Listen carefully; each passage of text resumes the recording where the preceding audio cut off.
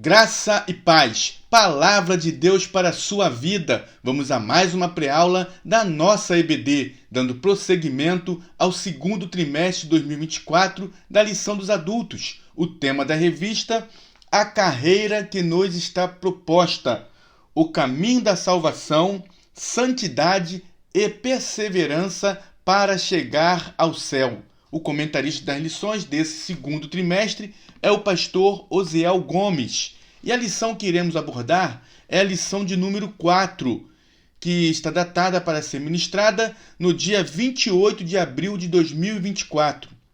Tema da lição: como se conduzir na caminhada. Texto áureo: andai com sabedoria para os que estão de fora, remindo o tempo, conforme está escrito na carta de Paulo aos Colossenses, capítulo 4, versículo 5. Verdade prática: a jornada para o céu deve ser feita com prudência e sabedoria, num contexto de oposição à nossa maneira de viver. Leitura bíblica em classe encontra-se na carta de Paulo aos Efésios, capítulo 5, do versículo 15 ao versículo 17. Introdução. Na jornada da vida cristã, o Pai Celestial estabelece o padrão de conduta para a vida eterna. Por isso, nesta lição, estudaremos a respeito de como devemos nos conduzir pelo caminho que nos leva ao céu. Primeiro tópico: o padrão de conduta na caminhada cristã. Primeiro subtópico: Jesus como nosso padrão de conduta. Antes de examinarmos o texto bíblico que está inserido em Efésios capítulo 5, cabe-nos refletir a respeito de um padrão geral de conduta para fazer a vontade do Pai nesta caminhada cristã. Então, nós já entendemos que existe um padrão de conduta que deve ser observado, que deve ser praticado para que possamos ter êxito na nossa caminhada cristã. E o comentarista, ele faz aqui uma pergunta: existe um padrão que o Senhor Jesus espera de seus discípulos para fazer a vontade de Deus nesta vida? É uma pergunta feita pelo comentarista, o pastor Osiel Gomes. Vamos ver o que significa a palavra padrão. A palavra padrão expressa uma norma determinada por consenso ou por uma autoridade oficial, que se torna base de comparação, consagrada como modelo a ser seguido. É uma norma que deve ser seguida. E o Senhor Jesus nos ensina qual deve ser o padrão que devemos seguir. A quem devemos tomar como o nosso principal exemplo de padrão. Vamos ver isso agora. Jesus ensinou o seguinte: porque eu vos dei o exemplo para que, como eu vos fiz, façais vós também. Isso está escrito em João capítulo 13, versículo 15. Então entendemos através deste versículo, destas palavras ditas por Jesus Cristo, que Ele, o Senhor Jesus, é o nosso padrão de conduta. É nele que devemos nos espelhar. É em Jesus que temos um modelo de conduta para termos uma vida cristã satisfatória, uma vida cristã abençoada. Sim, há um padrão de conduta que tem como base o nosso Senhor, e quem deseja fazer a vontade de Deus neste mundo deve olhar para Jesus, o autor e consumador da nossa fé. Jesus era um homem de oração, 100% homem, 100% Deus. E como homem, Jesus era um homem sem pecado, um homem perfeito. E Jesus, ele era um homem de oração. Então, se Jesus é o nosso padrão de conduta e ele é um homem de oração, nós também devemos orar. Nós devemos orar sem cessar, conforme está escrito em 1 Tessalonicenses, capítulo 5, 17. Jesus é o nosso padrão de conduta. Jesus amou os pecadores. Nós também devemos amar uns aos outros, assim como Jesus nos amou. Jesus, ele não negou a fazer aquilo que o Pai lhe deu ordens para fazer. E nós também precisamos estar disponíveis para fazer a vontade do Pai. E este é o segundo subtópico. Segundo subtópico: fazendo a vontade de Deus. Como filho de Deus, Jesus procurou agradar ao Pai na jornada desta vida, fazendo sempre a sua vontade. Jesus tinha alegria, tinha prazer, tinha satisfação em fazer a vontade do Pai. Ele queria agradar ao Pai fazendo a sua vontade. Veja o que está escrito no Evangelho segundo escreveu João, capítulo 4, versículo 34. Jesus é quem disse isso. A minha comida é fazer a vontade daquele que me enviou e realizar a sua obra. Jesus se satisfazia, ele se alimentava em fazer a vontade de Deus, em cumprir, em fazer a vontade daquele que o enviou para realizar a sua obra. Veja ainda no Evangelho segundo escreveu João, capítulo 6, no versículo 38, o que Jesus diz: porque eu desci do céu não para fazer a minha vontade, mas a vontade daquele que me enviou. Jesus disse: eu desci do céu para fazer a vontade do Pai. É a vontade do Pai que deve prevalecer. É a vontade do Pai que deve ser primazia. E assim, meus irmãos, não por acaso nosso Senhor nos incentivou a buscar a vontade do Pai na oração que ele ensinou aos discípulos. E que oração é essa? O Pai Nosso. Através desta oração, o Senhor nos incentiva a buscar a direção e a vontade do Pai. Veja o que está escrito em Mateus capítulo 6, no versículo 10. Diz assim: venha o teu reino, seja feita a tua vontade, tanto na terra como no céu. A vontade de Deus tem primazia, tanto na terra quanto no céu. Já dissemos aqui que Jesus era um homem de oração. E como homem de oração, podemos observar que ele sempre enfatizou que a vontade de Deus é que deveria prevalecer.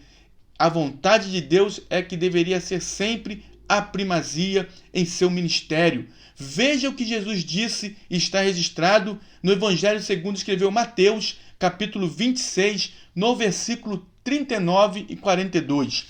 Mateus, capítulo 26, versículo 39, diz assim: e, indo um pouco adiante, prostrou-se sobre o seu rosto, orando e dizendo: meu Pai, se é possível, passa de mim este cálice. Todavia, não seja como eu quero, mas como tu queres. Versículo 42. E, indo segunda vez, orou dizendo: meu Pai, se este cálice não pode passar de mim, sem eu o beber, faça-se a tua vontade. Então, meus irmãos, observamos que Jesus ele está dizendo ao Pai: faça a tua vontade. Quando Jesus disse isso, se possível, passe de mim este cálice, Jesus não estava com medo de morrer, até porque Jesus sabia que ele veio com um objetivo bem específico. E que objetivo é esse? Morrer por nós, os pecadores, morrer pelos nossos pecados. O que Jesus está dizendo aqui, quando ele diz passe de mim esse cálice, é com respeito ao momento em que ele tomaria sobre ele todas as nossas culpas, todas as nossas mazelas, todos os pecados da humanidade. Ele tomaria sobre ele, conforme está escrito em Isaías capítulo 53. Então Jesus, neste momento, ele por um instante iria ver a separação entre ele e o Pai. Neste momento em que ele toma sobre si todas as nossas dores, todas as nossas enfermidades, todos os nossos pecados recaem sobre ele, há uma separação por um momento do Pai com Jesus Cristo, com o Filho. E é esse momento que Jesus está dizendo: se possível, passa de mim esse cálice. Todavia, não seja como eu quero, mas como tu queres. Faça a tua vontade. Jesus é o nosso modelo, como já dissemos aqui. E se ele tem prazer em fazer a vontade de Deus e deixar Deus fazer a vontade dele em sua vida, também temos que ter o desejo de fazer a vontade de Deus e deixar que Deus faça a vontade dele em nossa vida. Terceiro subtópico: uma vida cristã bem-sucedida. A respeito da vida cristã, o apóstolo Paulo disse que estamos numa competição espiritual e, por isso, devemos procurar o caminho certo para nos acharmos qualificados. Isso está registrado na primeira epístola de Paulo aos Coríntios, capítulo 9, do versículo 24 ao versículo 27. Dessa forma, o cristão possui um padrão que o levará a uma vida espiritual bem-sucedida. Sabemos que pessoas bem-sucedidas procuram espelhar-se em outras pessoas ilustres, equilibradas e resilientes. E isso é errado? Não. Você se espelhar em pessoas que tiveram sucesso em determinada área, isso é muito importante. O apóstolo Paulo, escrevendo a sua primeira carta aos Coríntios, no capítulo 11, no versículo 1, ele diz para os crentes de Corinto: olhem para mim, imitem a minha forma de viver, a minha maneira de agir, a minha dedicação ao Evangelho. Paulo disse: sede meus imitadores, como também eu de Cristo. Então, precisamos sim agora, o nosso modelo maior, o nosso padrão é o Senhor Jesus Cristo. Jesus é o nosso modelo, o nosso padrão. Ele foi resiliente, Jesus foi equilibrado, Jesus foi ilustre até a morte. O apóstolo Paulo escreve isso em Filipenses capítulo 2, versículo 5, quando o apóstolo diz: de sorte que haja em vós o mesmo sentimento que houve também em Cristo Jesus. Que sentimento é esse? Um sentimento de humildade, um sentimento de mansidão. Jesus, ele não usurpou ser igual a Deus, mas se esvaziou, assumindo, tomando a forma de servo. Então Jesus, ele foi humilde, ele se esvaziou da sua glória para cumprir a vontade do Pai, mostrando assim humildade. Mateus capítulo 11, versículo 29, Evangelho segundo escreveu Mateus, capítulo 11, versículo 29, diz assim: tomai sobre vós o meu jugo e aprendei de mim, que sou manso e humilde de coração. Jesus é manso e humilde de coração, e ele, como nosso padrão, nós devemos também imitá-lo e devemos ser mansos e humildes de coração. Sendo assim, nós estaremos trilhando e tendo uma vida cristã bem-sucedida. Esse é um dos pontos, e o principal ponto é ter Jesus como nosso modelo. Mas para também termos uma vida cristã bem-sucedida, é necessário observarmos a palavra do Senhor, a palavra de Deus. A Bíblia diz em 2ª carta de Paulo a Timóteo, no capítulo 3, no versículo 16: toda a escritura divinamente inspirada é proveitosa para ensinar, para redarguir, para corrigir e para instruir em justiça, para que o homem seja perfeito e perfeitamente instruído em toda boa obra. Então, para que tenhamos uma vida cristã bem-sucedida, é preciso lermos o livro sagrado, a palavra de Deus, o livro cujo autor é o próprio Deus. E neste livro nós encontramos todos os subsídios necessários para termos uma vida cristã bem-sucedida. Neste livro nós vamos aprender muito acerca do nosso padrão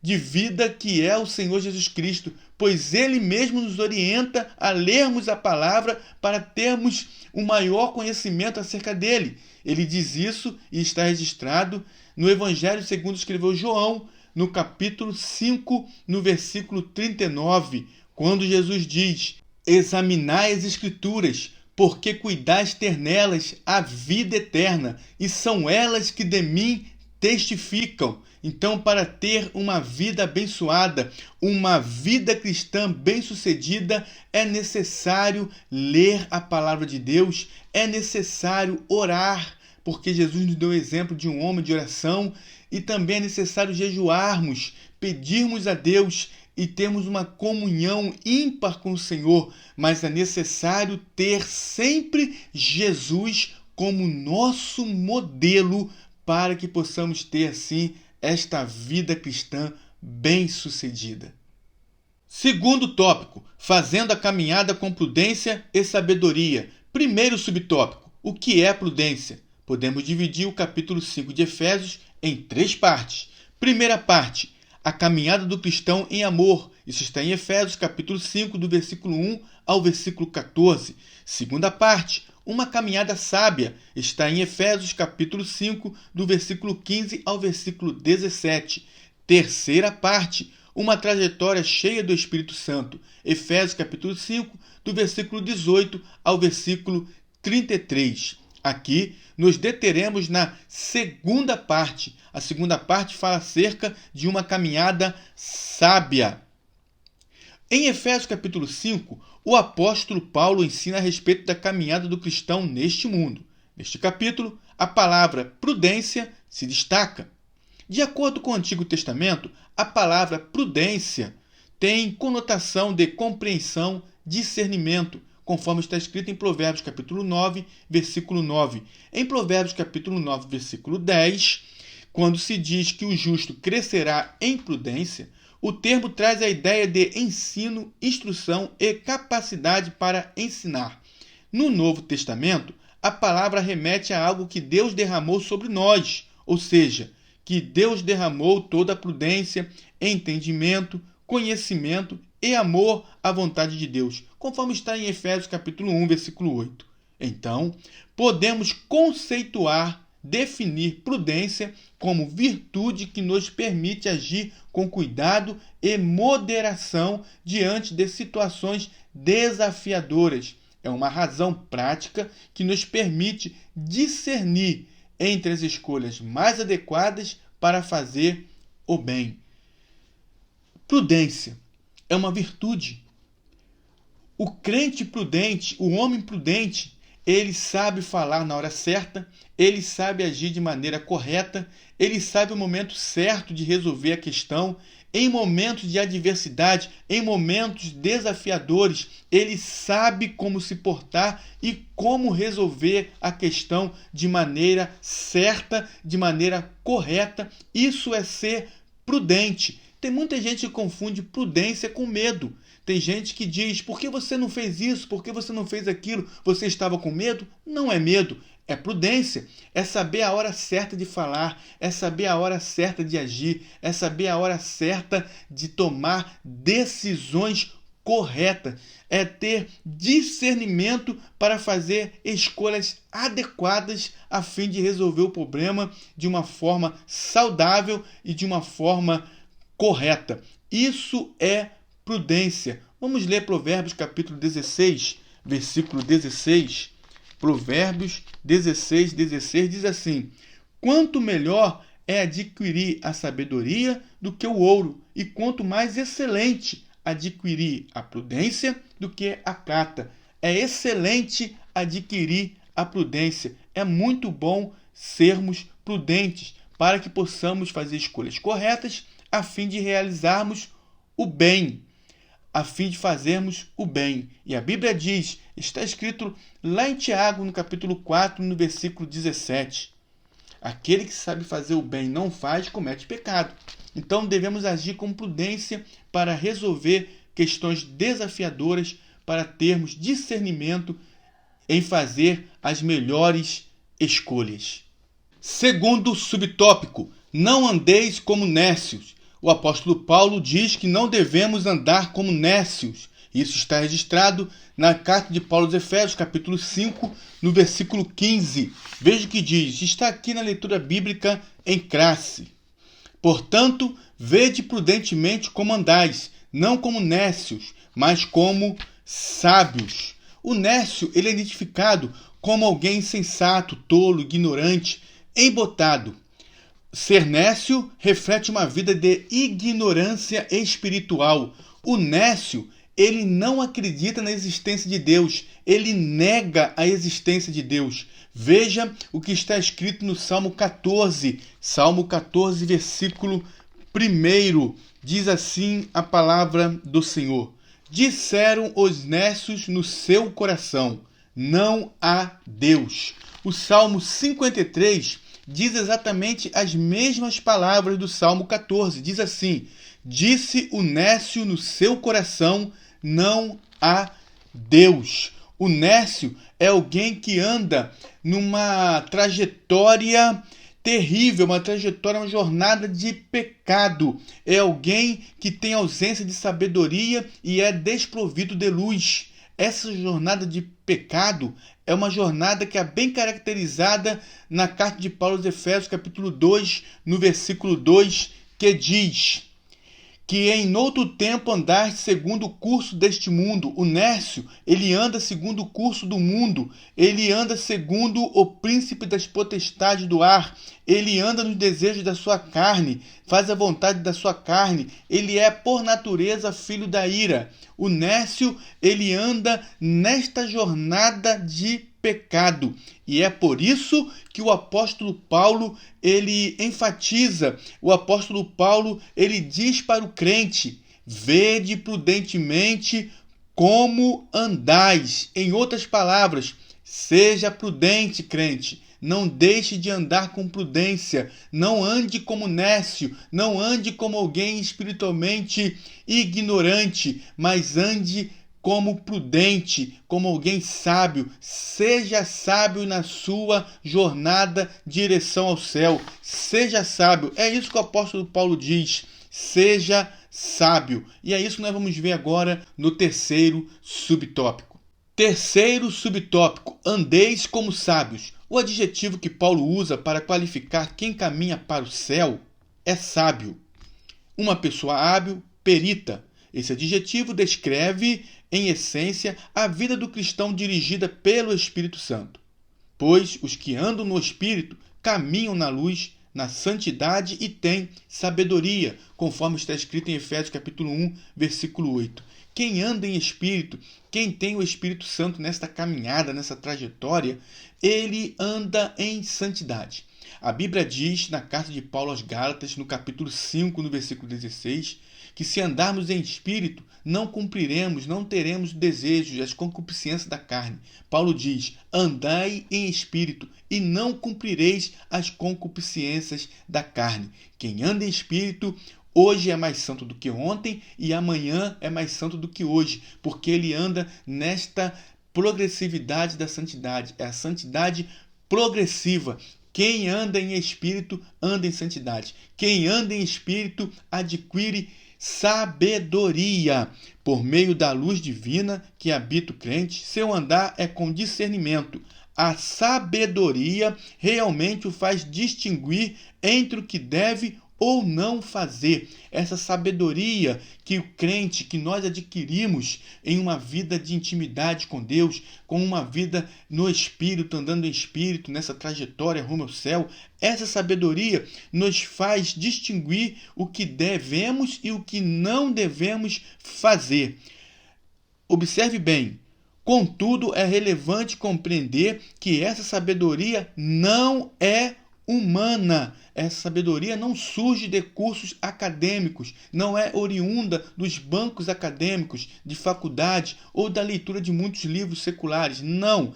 Esta sabedoria, ela vem do alto. Esta sabedoria é espiritual. É a sabedoria que Tiago escreve na sua epístola, no capítulo 3, no versículo 17, que diz: mas a sabedoria que vem do alto é, primeiramente, pura, depois pacífica, moderada, tratável, cheia de misericórdia e de bons frutos, sem parcialidade e sem hipocrisia. Esta é a verdadeira sabedoria que vem do alto. Agora, eu tenho algo para te dizer que é muito importante e segura isso para a sua vida. A Bíblia diz que se alguém tem falta de sabedoria, peça a Deus e Ele dá, e não lance rosto. Então, se você está querendo ser ainda mais sábio, você está querendo buscar sabedoria do alto, peça a Deus. Veja o que está escrito em Tiago capítulo 1. Tiago capítulo 1, versículo 5, que diz assim: e se algum de vós tem falta de sabedoria, peça a Deus, que a todos dá liberalmente, e não o lança em rosto, e ser-lhe-á dada. Esta é a sabedoria que vem do alto. Pede a Deus, tenha intimidade com Deus, consagre a sua vida ao Senhor, busque do Senhor esta sabedoria, que ela vem para aqueles que andam em espírito, para aqueles que estão na trajetória, para aqueles que estão caminhando rumo a Canaã celestial. É uma caminhada com prudência, é uma caminhada com sabedoria. Terceiro tópico, vencendo os dias maus. Primeiro subtópico, remindo o tempo. Com a expressão remir o tempo, o apóstolo Paulo se refere a quem? Aos cristãos que se conduzem de maneira proveitosa e sábia no contexto deste mundo, conforme está escrito em Efésios capítulo 5:16. Efésios capítulo 5:16 está aqui na lição, diz assim: remindo o tempo, porquanto os dias são maus. E Colossenses capítulo 4, versículo 5, diz assim, andai com sabedoria para com os que estão de fora, remindo o tempo, aproveitando as oportunidades. É isso que Paulo está querendo dizer. Ele se refere ao cristão que aproveita a oportunidade de forma sábia, de forma bem proveitosa para buscar a presença de Deus, para se aprofundar na comunhão com o Senhor, para estudar, para aprender a palavra do Senhor, remindo o tempo, aproveitando as oportunidades para estar em comunhão com Deus, porque somente assim ele vence os dias maus. Segundo subtópico, remindo o tempo e a volta do Senhor. Quando se falava a respeito de remir o tempo entre os cristãos primitivos, estes tinham em mente a iminência da segunda vinda do Senhor Jesus, ou seja, esse esperado acontecimento poderia acontecer a qualquer momento. A qualquer momento eles esperavam que Jesus voltaria para buscar a sua igreja, assim como nós hoje estamos esperando Jesus para qualquer momento. Nada mudou. A qualquer momento Jesus voltará para buscar a sua igreja. E por isso precisamos também remir o tempo, aproveitar o tempo para estar buscando ao Senhor, para estar na presença do Senhor. Por isso os cristãos eram incentivados a procurar sabiamente aproveitar todas as oportunidades, em especial no sentido de se prepararem espiritualmente para aquele dia. Assim, a perspectiva da iminente volta do nosso Senhor faz com que não percamos tempo com coisas banais.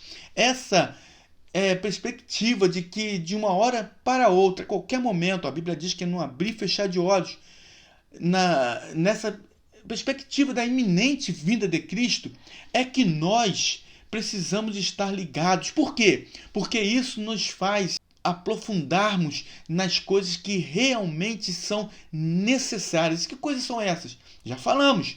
Na nossa comunhão com Deus, na nossa vida com Deus, na nossa intimidade com Deus, em aprender mais acerca de Deus, em termos uma vida de consagração, uma vida consagrada ao Senhor.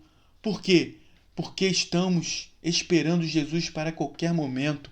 E é por isso que precisamos ter uma vida santa, sábia e piedosa, porque o Senhor Jesus pode voltar a qualquer momento. Terceiro subtópico, os dias são maus. Outra expressão que chama a atenção é os dias são maus. Efésios capítulo 5, versículo 16.